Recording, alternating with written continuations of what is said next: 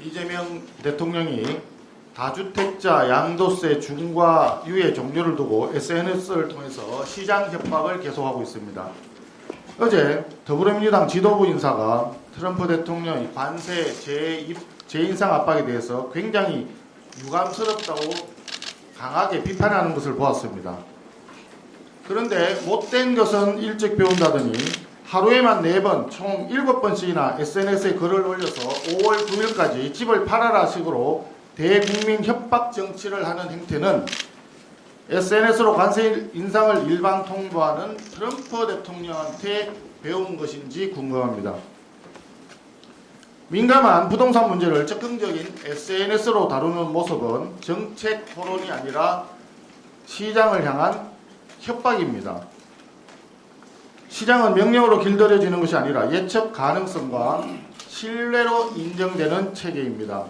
호텔 경제학에 이어서 정부를 이기는 시장은 없다는 족보 없는 말을 되뇌면서 협박 경제학, 호통 경제학을 전파하고 있는데 이는 국민 불안과 불신만 키울 뿐입니다. 먼저 이미 예정된 세제 일정을 놓고 시장 협박을 계속하는 것은 시장에 불필요한 공포를 조장합니다. 자칫 가격 변동성을 키워서 자산가치 하락과 금융 불안으로 이어지는 체계적 위험을 증폭시키고 결과적으로 시장을 붕괴시킬 수 있는 우려도 있습니다. 둘째, 대통령이 직접 SNS로 시장을 압박하는 행태 자체가 문제입니다. 매우 부적절합니다. 시장은 법과 제도, 일관된 로드맵으로 신뢰성을 관리해야 될 대상입니다. 단문 메시지로서 정책의 조건과 맥락을 설명할 수는 없습니다.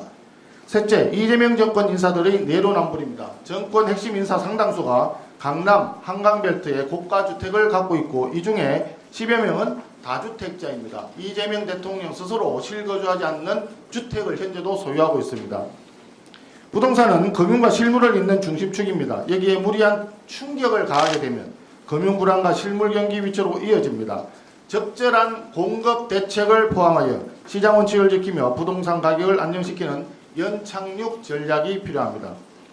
국민의힘은 재개발, 재건축 활성화와 규제 개혁을 통한 민간 공급 확대, 무주택 실수요자의 내 집 마련을 가로막는 과도한 대출 규제 완화를 다시 한번 강력히 촉구합니다.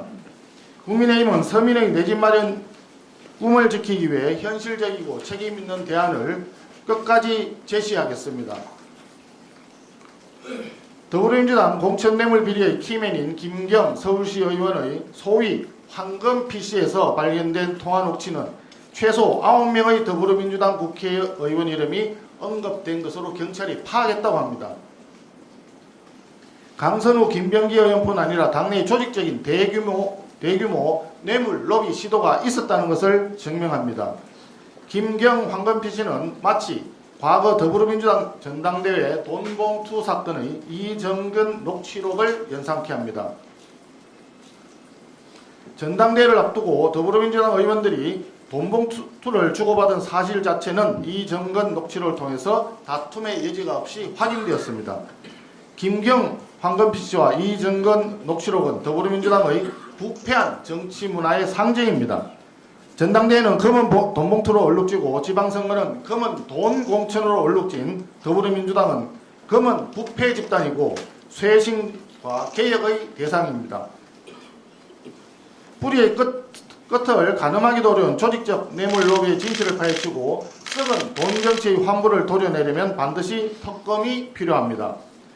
만약 녹취에 담긴 국회의원들이 야당 소속이었다면 그 명단이 이미 온 세상에 퍼졌을 것이고 명단 속 의원들은 경찰이 소환하고 압수수색하고 이미 난리가 났었을 것입니다.